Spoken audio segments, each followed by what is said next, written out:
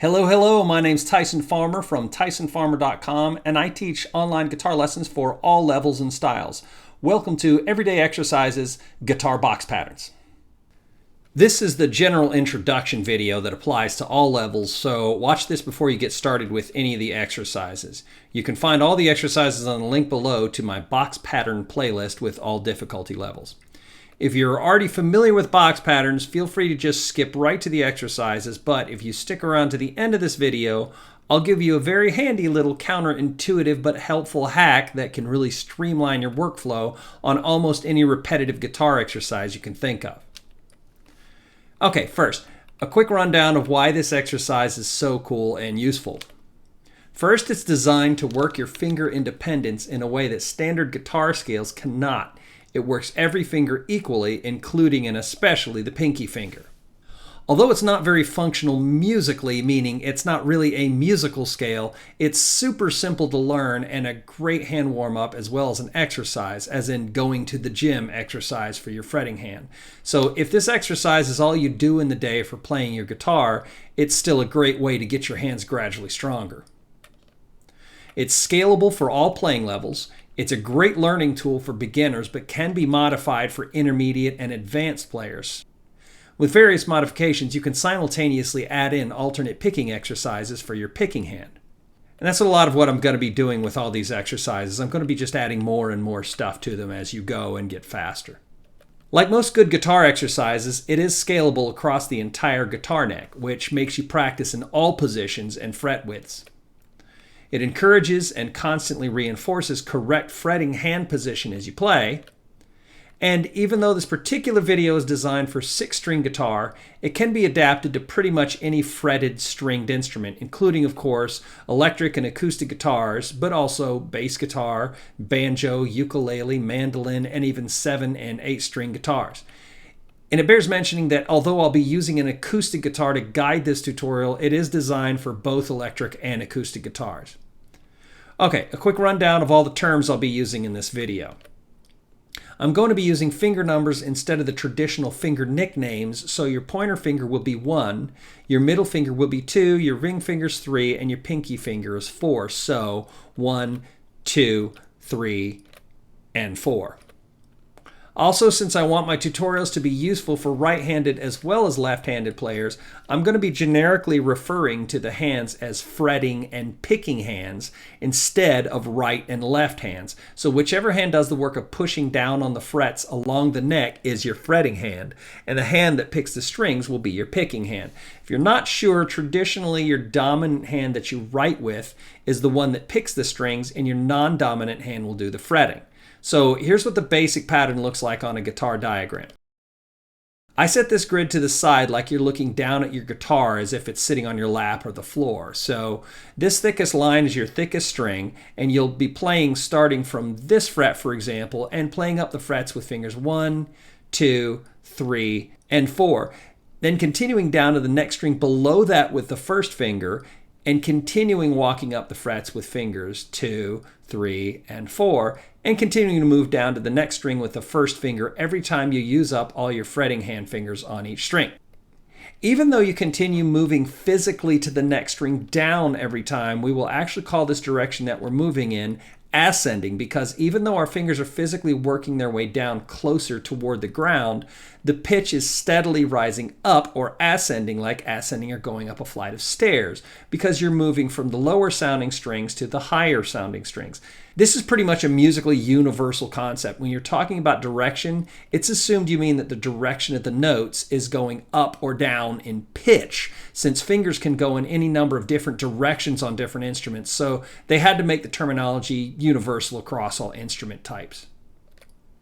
Okay, so we're continuing on up the pattern in pitch, but physically downward to the next string with the 1, 2, 3, and 4. Reach with the 1, 2, 3, and 4. Reach 1, 2, 3, and 4. Reach 1, 2, 3, and finishing off with the 4. When this pattern is done, if we were to frame a continuous line around the imaginary footprints left behind from all the notes you just played, it would create a box. Box pattern, get it?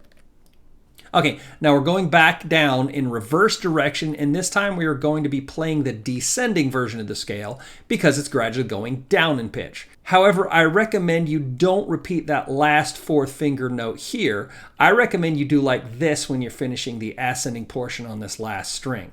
1, 2, 3, 4, 3, 2, 1, and so forth. This will streamline the whole exercise when you get faster and start using advanced concepts like alternate picking. So trust me on this, it'll pay off later. Now, I'm leaving all the dots on there and coloring them red in the order they're played so you can see how we work our way up and back down the entire pattern. But normally you'd only put down each finger one at a time as you need them.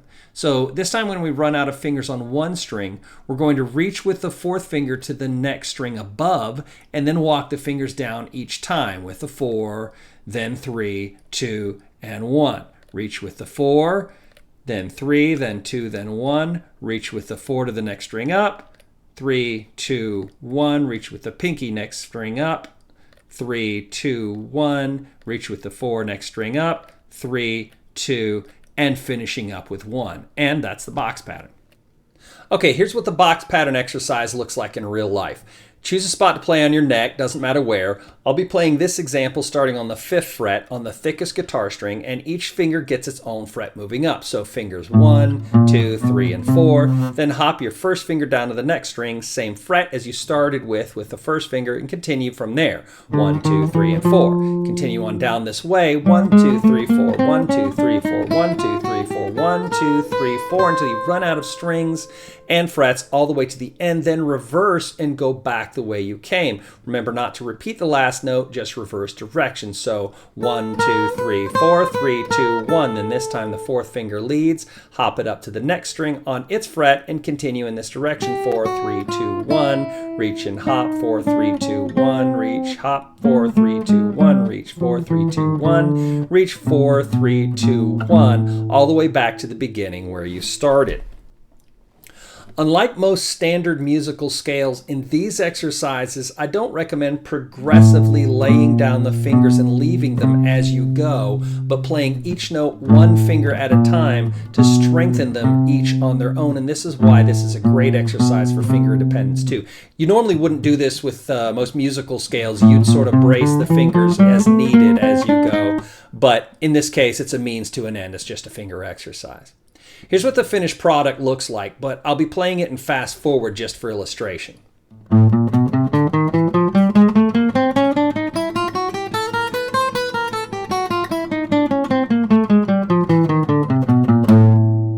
And that's the box pattern. Now, here's that little hack I told you about at the beginning of this video. With any guitar exercise, most people assume they should start on the lower frets and work their way up to the higher ones, but this is where instinct is going to steer you wrong. So here's a little hack I'm going to highly recommend for you.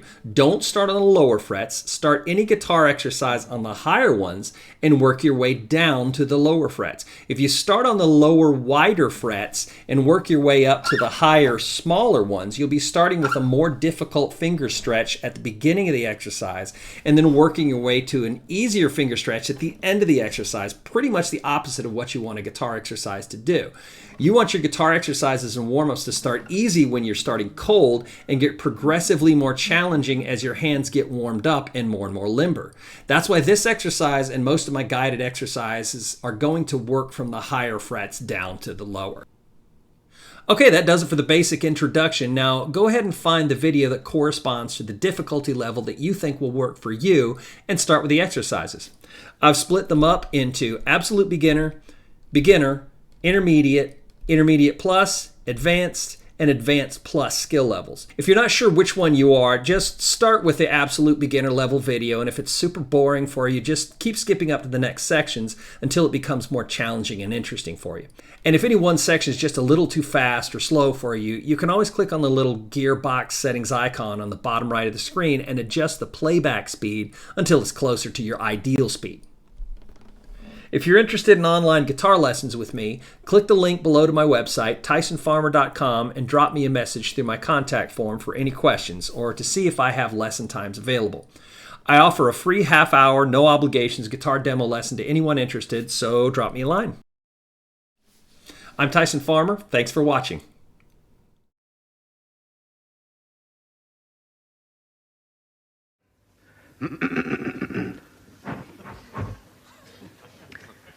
Welcome to Everyday Exercises Guitar Patterns.